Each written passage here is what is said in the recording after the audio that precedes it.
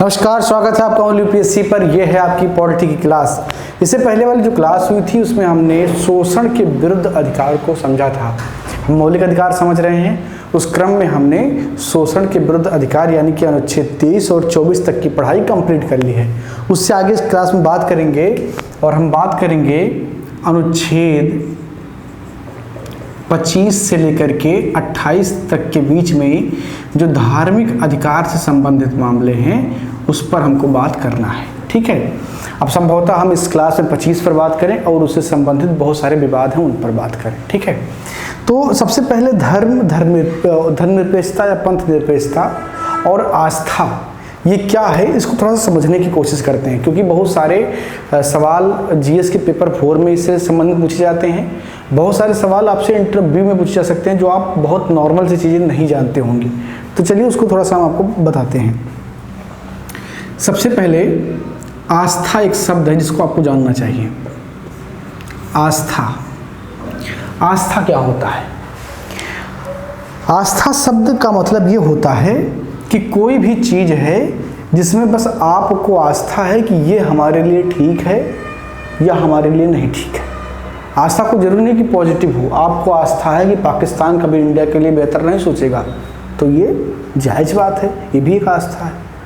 ठीक है, तो सकारात्मक आस्था का मतलब ये होता है कि जब आप किसी चीज़ को लेकर के कन्विंस हों कि हमारा आस्था है इसमें, हम इस चीज़ को मानते हैं।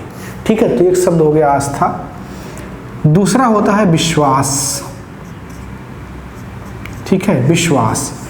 तो आस्था और विश्वास लगभग समानार्थी शब्द हैं और इन दोनों का प्रयोग भी आपको मिलता है।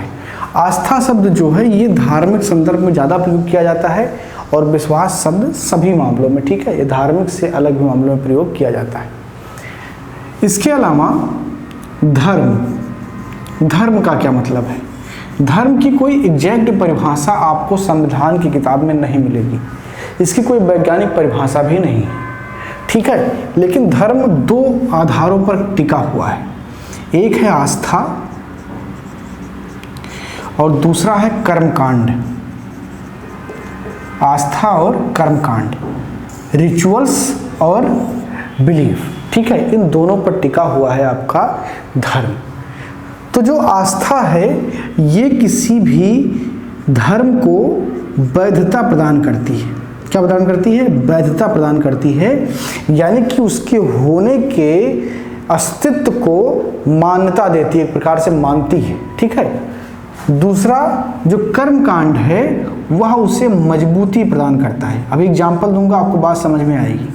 मजबूती प्रदान करता है।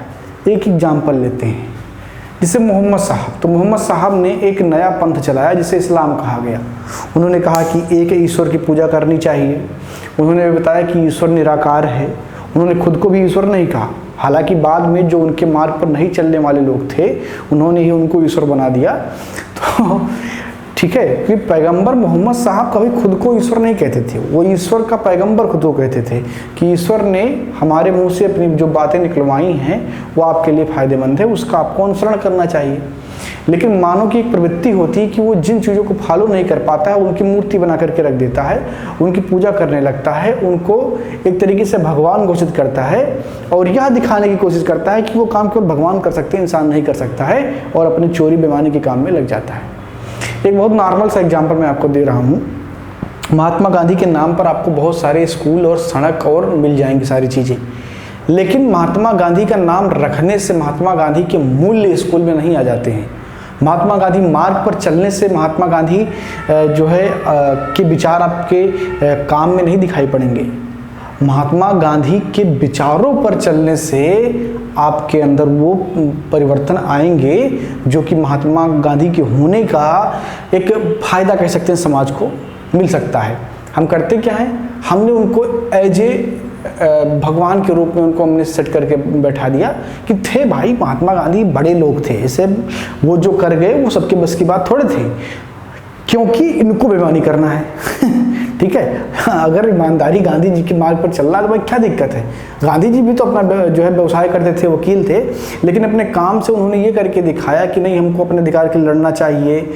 और जब देखा कि नेतृत्व की जरूरत है समाज को, तो नेतृत्व देने चले आए और समाज को भी यही सिखाया। तो हमको गांधी का मार्ग बनाने की जरूरत नहीं है, गांधी के विचारों पर चलने की जरूरत है। तो यहाँ पर भी वही मामला है। आस्था क्या होता है, किसी धर्म को वैधता प्रदान कर देता है कि हाँ ये धर्म है। जैसे जब मोहम्मद साहब ने नया पंथ चलाया तो कुछ लोगों ने उनका विरोध किया, लेकिन कुछ लोगों ने आस्था दिखाई कि जो बात कह रहे हैं वो सही है, ठीक है। अब कर्मकांड का काम ये है कि उसको मजबूती प्रदान करे। तो जैसे मान लीजिए इस्लाम को आपने मान लिया, मैं मानता हूँ कि इस्लाम एक अच्छा धर्म है, मैंने भी मान लिया, चलो मोहम्मद साहब जो कह रहे हैं सही है, बट वो मजबूत कब होगा, जब हम उसके बनाए गए नियमों को फॉलो करेंगे, ठीक है। जैसे मान लीजिए आपके घर के बगल में कोई एक मुस्लिम रहने आए, ठीक है, और आपको पता ना हो कि वो किस धर्म का है, ना उसने दाढ़ी रखी हो, वो मतलब बड़ी दाढ़ी और छोटी मूछ ना रखी हो, वो ऊंचा पैजामा ना पहनता हो, या वो 4-5 टाइम नमाज ना पढ़ता हो।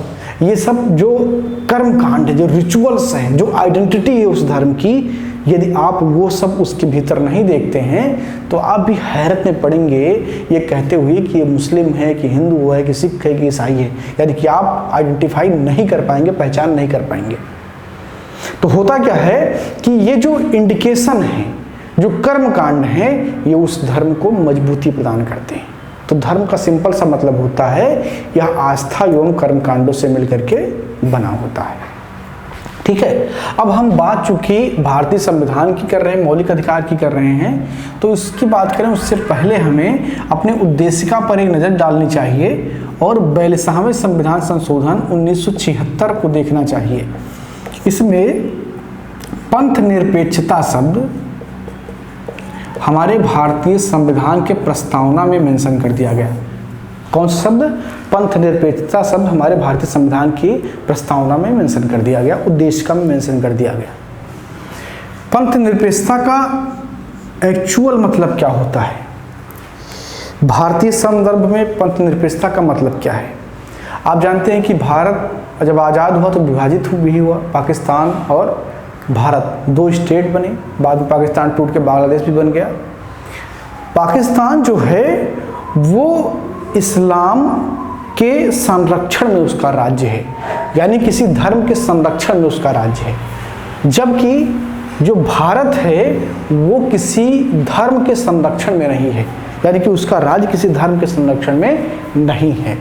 यहाँ पर आपको ये समझना है कि भारत की जो पंथ निरपेक्षता है वो यह कहती है कि सरकार किसी धर्म को पोषित नहीं करेगी या राज्य का कोई धर्म नहीं होगा, ठीक है, स्टेट का कोई धर्म नहीं होगा। धर्म नागरिकों के होंगे, वो चाहे हिंदू हो, मुस्लिम हो, सिख हो, ईसाई हो, पारसी हो, बौद्ध हो, जैन हो, आजीवक हो, कुछ भी हो, ये नागरिकों के धर्म होंगे, राज्य का अपना कोई धर्म नहीं होगा। दूसरी बात, राज्य किसी भी व्यक्ति के, किसी भी नागरिक के धार्मिक क्रियाकलाप में अवरोध नहीं करेगा, यानी कि सबको ये स्वतंत्रता देगा कि वो अपने धर्म का प्रैक्टिस कर सके। आपका अनुच्छेद 25 भी वही चीज कहता है कि किसी व्यक्ति का जो उसका अंतर्मन है, जिस भी ईश्वर की पूजा करना चाहता है वह करने के लिए वो स्वतंत्र है, राज्य उसको कभी रोकेगा नहीं, और राज्य कभी भी किसी धर्म को राज्य का धर्म घोषित नहीं करेगा। ये भारत का सेकुलरिज्म है, भारत की पंथ निरपेक्षता है, ठीक है। यहाँ पर एक चीज़ आपको और समझनी है, समझना ये है कि जैसे कोई हिंदू है, मैं हिंदू हूँ, हो सकता है कि आप देख रहे हो आप हिंदू हो, या कोई मुस्लिम देख रहा हो मुस्लिम हो। कहने का मतलब ये है कि यदि आप अपने धर्म के नियमों के मुताबिक अपना काम करते हैं, दैट इज गुड, और यह एक सेकुलरिज्म का पहचान है। यदि कोई हिंदू हिंदुत्व के मार्ग पर चलता है तो वो सेकुलर है। कई लोग इस अंतर को नहीं समझ पाते हैं। देखिए, धर्म को फॉलो करना सेकुलरिज्म के खिलाफ नहीं है। सेकुलरिज्म का परिभाषा ही यही है कि सब लोग अपने धर्म का पालन करें, अपने आस्था की बात करें, अपने आस्था को बढ़ाएं, उस तरीके से काम करें। तो वो सेकुलरिज्म के अपोज में नहीं है। कोई जो है हिंदुत्व के मार्ग पर चल रहा है तो वो सेकुलर है, कोई मुस्लिम इस्लाम के मार्ग पर चल रहा है तो वो सेकुलर है, कोई ईसाइयत के मार्ग पर चल रहा है तो सेकुलर है। इसका मतलब ये नहीं है कि अगर वो हिंदू है तो सेकुलर नहीं है, ठीक है। तो सेकुलरिज्म का मतलब ये होता है कि आपको अपने मुताबिक धर्मों को मानना है और जो दूसरे के धर्म हैं उन पर आपको कोई टीका टिप्पणी नहीं करना, यही सेकुलरिज्म है, ठीक है। अच्छा, यहाँ पर एक चीज़ आपको समझना है, एक बड़ा ही प्रसिद्ध केस है जो भी कुछ दिन पहले चर्चा में रहा, सबरीमाला का केस। थोड़ा सा उस पर मैं आपको बताता हूँ, अनुच्छेद 25 से रिलेटेड है, बड़ा इंटरेस्टिंग। सबरीमाला का केस। सबरीमाला एक मंदिर है केरल में। सबरीमाला एक मंदिर है कहाँ पर? केरल में, भगवान अप्पू का, ठीक है, अप्पू या अलप्पू कुछ ऐसे करके है, ठीक है, एग्जैक्टली जो भी है। तो भगवान अलप्पू या अप्पू का मंदिर है। तो ऐसा माना जाता है हिंदू धर्म में, जो वहाँ के लोग हैं उनकी ये मान्यता है कि जो ये भगवान हैं ये ब्रह्मचारी हैं। क्या है? ब्रह्मचारी। और हिंदुइज्म में ब्रह्मचारी का मतलब ऐसा व्यक्ति जिसने पूरा जीवन स्त्रियों से दूर रहने का निर्णय किया है। ये उसका व्यक्तिगत निर्णय है और उसकी व्यक्तिगत स्वतंत्रता है और उसकी अपनी मान्यता है। तो वो जो ईश्वर हैं वो ब्रह्मचारी हैं, वो किसी स्त्री के साथ संबंध पसंद नहीं करते। हुआ क्या कि यहाँ पर एक विवाद है। विवाद ये है कि इस मंदिर में 10 वर्ष से लेकर के 50 वर्ष या 45 वर्ष की महिलाओं को जाने की आज़ादी नहीं है। हालांकि ये जो टाइम लाइन है ये इसलिए रखा गया है कि जो मासिक चक्र होता है महिलाओं में, आप जानते हैं, यदि लेडी हैं तो आपको पता होगा, यदि पुरुष हैं तो भी आपको पता ही होगा संभवतः, कि महिला को हर महीने जो है मासिक चक्र आता है। ये एक जो है उनका शारीरिक गतिविधि है, ठीक है। तो जिन महिलाओं में मासिक चक्र चलता है तो 10 से या 12 साल की उम्र से स्टार्ट होता है, 45 से 50 वर्ष तक वो होता है, ठीक है। तो मासिक चक्र वाली जो महिलाएं हैं, वो चाहे लड़की हो या कोई महिला हो, उसे भगवान अप्पू के मंदिर में या अलप्पू के मंदिर में जाने की अनुमति नहीं है, क्योंकि ये मान्यता है कि इस बीच की जो महिलाएं हैं उनके अंदर एक भौतिक रूप से पुरुष को आकर्षित करने की जो है एक ख्वाहिश कह सकते हैं कि होती है, उनका फिजिकली ख्वाहिश हो सकता है। और जो भगवान है वो ब्रह्मचारी हैं, वो दूर रहना चाहते हैं उनसे। तो ये एक प्रकार की आस्था वहाँ के लोगों की बनी हुई है।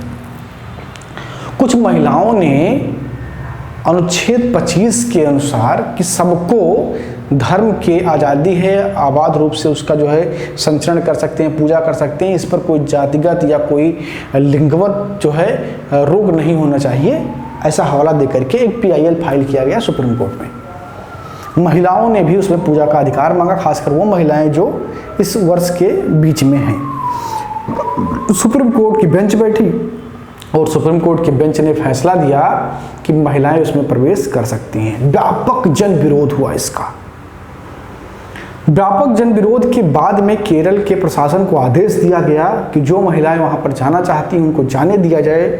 जो भगवान के भक्त थे उन्होंने बहुत विरोध किया, लेकिन कुछ महिलाएं मंदिर में प्रवेश की, उन्होंने भगवान के दर्शन किए, ठीक है। लेकिन यहाँ पर इंटरेस्टिंग बात क्या है जिसकी वजह से मैं ये चीज़ समझा रहा हूँ। ये जो फैसला आया इस सबरीमाला के केस में, ये बहुमत से आया, ठीक है। जो बेंच बैठी थी उसमें बहुमत से आया, लेकिन उसमें एक महिला जज थी, इंदु मल्होत्रा, ठीक है। इंदु मल्होत्रा एक महिला जज थी, इंदु मल्होत्रा। इंदु मल्होत्रा ने सबरीमाला में महिलाओं के प्रवेश के विरुद्ध फैसला दिया। उन्होंने कहा कि महिलाओं का प्रवेश वहां पर नहीं होना चाहिए। ये बात आपको हैरत में डाल सकती है कि एक महिला ही महिला के समानता के अधिकार को रोकने का प्रयास करती है। लेकिन ध्यान रहे, सनद रहे कि सुप्रीम कोर्ट की जज हैं और इन्होंने तार्किक आधार पर यह कहा कि महिलाओं को वहां पर प्रवेश नहीं करना चाहिए। तार्किक आधार क्या, इसको समझने की कोशिश करिए। तार्किक इन्होंने तर्क दिया कि चूंकि संविधान सभी पंथ को उसके अपने स्वयं के विश्वास और प्रैक्टिस के आधार पर मान्यता देने का अधिकार देता है, यानी कि अगर हमारा धर्म ये कहता है कि हम काली के मंदिर में शराब चढ़ाएंगे, काली के मंदिर में हमें कोई जो है किसी पशु की बलि देनी है, लेकिन राम के मंदिर में नहीं देना है, वो तय करने काली हिंदू का है। ये कोई सुप्रीम कोर्ट कैसे कर सकता है? हमारा विश्वास, हमारी आस्था कैसी है, ये सुप्रीम कोर्ट कैसे तय कर सकता है? और खासकर ऐसे मामलों में जब उससे कोई सार्वजनिक हानि नहीं हो रही है, कोई जनहानि नहीं हो रही है, कोई मानव का जो है बर्बादीकरण नहीं हो रहा है, ऐसे में हम यह तय नहीं कर सकते कि किसी पंथ का विश्वास किस प्रकार होना चाहिए। और इसीलिए इंदु मल्होत्रा ने इसको रोका और उन्होंने कहा कि जब हम ये रोक रहे हैं, ये मतलब इसके विरोध में फैसला दे रहे हैं, तो इसका मतलब हम अनुच्छेद 26 का ही विरोध कर रहे हैं। तो ये उनके तर्क थे, क्योंकि हिंदुओं का विश्वास है और इस विश्वास को हमें मानना चाहिए। अब लेकिन अब इस फैसले को पलटने के लिए उससे बड़े न्यायपीठ को बैठना पड़ेगा, क्योंकि सुप्रीम कोर्ट का नियम होता है कि जब तक उसका फैसला किसी बड़े पीठ के द्वारा ना हटाया जाए तब तक वो फैसला लागू रहता है। मिलते हैं अगली क्लास में, बात करेंगे इससे आगे। बहुत बहुत धन्यवाद।